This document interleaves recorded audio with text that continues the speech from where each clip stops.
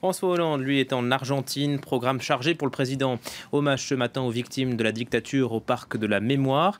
Le président doit ensuite prendre la parole devant un forum scientifique et universitaire. Bonjour Karina Chabour. Bonjour Julien. La France est le premier partenaire de l'Argentine en la matière. Absolument. Alors pas de grands contrats commerciaux sont attendus, mais plutôt des accords de coopération, notamment dans le domaine spatial, d'où la présence des dirigeants d'Arianespace ou encore de Thales dans la délégation présidentielle. Vous savez, l'Argentine a été le premier pays de la région à lancer il y a 1 an et demi un satellite de communication depuis la station de Kourou et souhaite construire des petits satellites. Et puis cette visite, elle coïncide avec une annonce importante ce matin venant de Total qui annonce la mise en production d'un site offshore de gaz en terre de feu, de quoi produire selon le géant français 10 millions de mètres cubes par jour de gaz.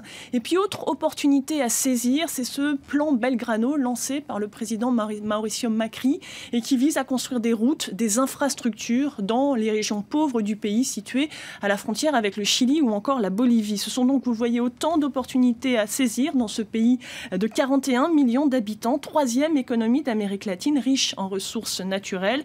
Et puis, il s'agit aussi de couper l'herbe sous le pied de Barack Obama, le président américain qui doit lui aussi se rendre à Buenos Aires dans 1 mois.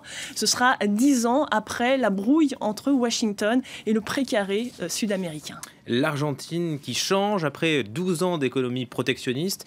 Le pays adopte une politique libérale et ça intéresse la France, Karina. Oui, alors parmi les réformes engagées, la suppression du contrôle d'échange, le fait que les sociétés étrangères peuvent désormais rapatrier leurs dividendes ou encore la fin des taxes sur les exportations et la fin des restrictions sur les importations. Bref, le pays redevient attractif pour les investisseurs, pour les entreprises étrangères, notamment pour les quelques 250 entreprises françaises qui sont implantées dans le pays. Vous voyez, les échanges commerciaux, ils sont relativement importants et à la faveur de Paris, dont l'excédent commercial avoisine le 1 milliard d'euros. Dès son arrivée, d'ailleurs, François Hollande a insisté sur le fait de soutenir ces réformes libérales. Je vous propose d'écouter le chef de l'État. La France est prête à vous accompagner. D'ores et déjà, il y a 250 entreprises françaises qui sont implantées en Argentine.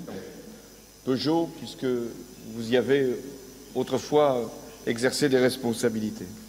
Mais il y en a d'autres, et dans de nombreux domaines. Et nous voulons répondre à toutes les opportunités pour coopérer avec l'Argentine. Alors François Hollande qui a aussi multiplié les promesses, comme le fait d'accorder des crédits à l'exportation pour les entreprises françaises s'implantant dans le pays, le fait d'annoncer le retour de l'Agence française de développement en Argentine, ainsi que de soutenir la candidature argentine au sein de l'Organisation de coopération et de développement économique. Le problème, c'est que le pays il fait toujours face à d'importants défis. Sa croissance devrait être nulle, vous allez le voir cette année, et l'inflation toujours galopante. Et puis l'autre défi pour le président Mauricio Macri, c'est justement qu'il doit supprimer très rapidement les subventions sur le prix du gaz et de l'électricité, de quoi raviver la grogne sociale. Un président qui, vous le savez, ne dispose pas de la majorité au sein du Congrès et ne peut plus s'appuyer sur son principal partenaire économique, le Brésil, en grande difficulté économique.